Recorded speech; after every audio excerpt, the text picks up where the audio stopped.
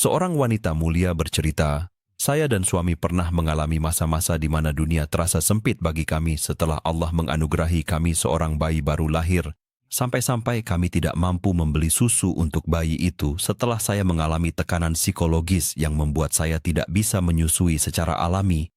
Dan saya pun terus-menerus memikirkan nasib bayi itu. Berkata dalam hati, saya bisa saja menahan lapar, tapi apa salah anak saya? Subhanallah, krisis ini justru menjadi sebab saya kembali kepada Allah setelah sekian lama saya menjauh darinya.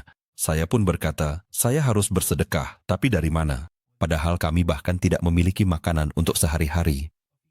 Suatu hari saya mendengarkan sebuah program radio dan Allah mengilhamkan saya sebuah ide yang menjadi awal dari kebaikan dan kelapangan. Ketika sang ustaz menyebutkan bahwa memberi makan orang lain adalah amalan terbaik dalam Islam, saya pun mengambil sebuah piring dan meletakkannya di luar rumah. Setiap pagi setelah salat subuh, saya meletakkan beberapa butir nasi di piring itu agar dimakan oleh burung-burung.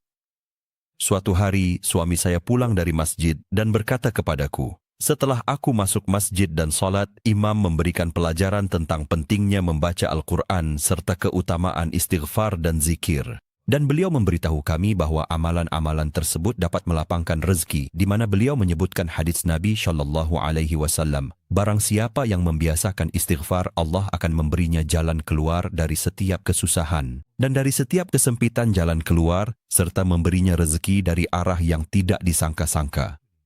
Maka saya pun membuat jadwal untuk diri saya dan suami, dimulai dengan membaca Al-Quran, lalu hadits-hadits Nabi, kemudian zikir. Semua ini terjadi beberapa hari sebelum Ramadan. Beberapa minggu kemudian datanglah pertolongan dan Allah menganugerahi kami sejumlah uang besar yang tak pernah kami impikan.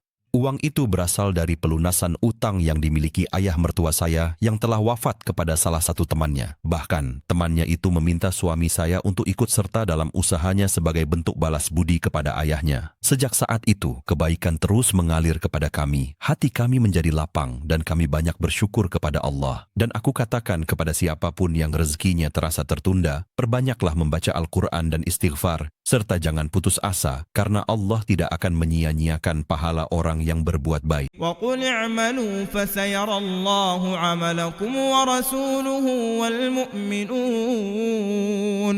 وَسَتُرَدُّونَ إِلَى عَالِمِ الْغَيْبِ وَالشَّهَادَةِ فَيُنَبِّئُكُم بِمَا كُنتُمْ تَعْمَلُونَ